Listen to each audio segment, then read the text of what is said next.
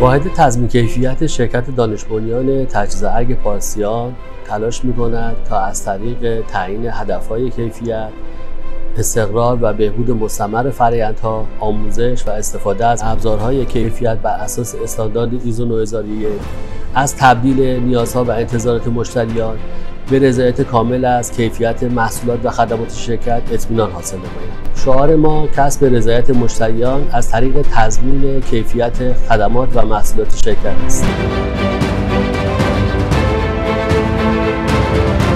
اگه بخوایم از سه جنبه کلی به مهندسی کیفیت در تاپکو نگاهی داشته باشیم، جنبه اول مربوط به نیروی انسانی میشه، جنبه دوم مربوط هست به اقدامات اجرایی مرتبط با کنترل کیفیت، بازرسی و تست، و جنبه سوم مربوط به دستگاه‌ها و ابزارهایی که استفاده میشه.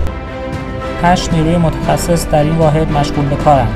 عمده تخصص کارشناسان در حوزه مهندسی مکانیک، مواد و متالورژی، مهندسی جوش، آزمون‌های غیر مخرب و همچنین داده‌برداری و تست تجربی هست. در خصوص اقدامات اجرایی، این اقدامات از تدوین برنامه بازرسی و تست یا همان ITP پروژه شروع میشه و تا تست نهایی تجهیز و بسته‌بندی اون ادامه داره. در این میان اقدامات اجرایی کیفی دست کم شامل این موارد هست: تست جوشکارها مطابق استاندارد و صدور برگه تایید صلاحیت جوشکار، بازرسی و تست متریال ورودی، بازرسی های ابعادی و چشمی، بازرسی جوش،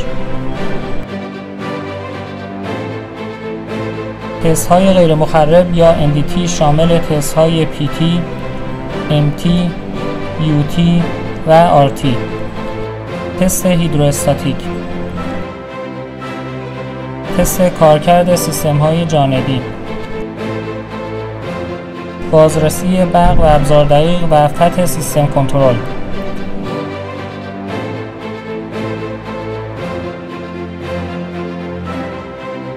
بالانس دینامیکی روتور، بازرسی رنگ،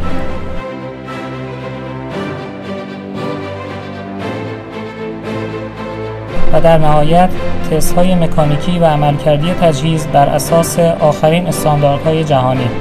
نکته مهم این که اندازه‌گیری و داده‌برداری در تست نهایی توسط بروزترین امکانات و تجهیزات انجام می شود و علاوه بر ارائه گزارش تست به کارفرما، گزارش های تحلیلی نیز در اختیار واحد آرندی قرار می گیرد. همچنین فضای مناسب ویژه بازرسان کارفرما اختصاص داده شده که برگزاری جلسات بازرسی در مجاورت تجهیز را امکان پذیر می کند. در خصوص دستگاه‌ها و ابزارها در حال حاضر بالغ بر 160 ابزار متنوع در اختیار کارشناسان این واحد است که برای هر تجهیز یک شناسنامه تهیه شده و کالیبراسیون کلیه ابزارها و دستگاه‌ها به صورت سالانه انجام می‌شود و برنامه کنترل میانی عمدتاً 3 ماهه برای این تجهیزات در نظر گرفته می‌شود. خب تا اینجا توضیحات کوتاهی داده شد. قرار نیست در این نقطه‌ای که هستیم بمونیم.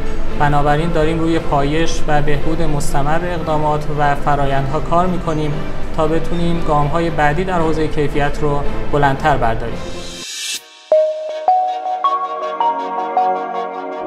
تاپکو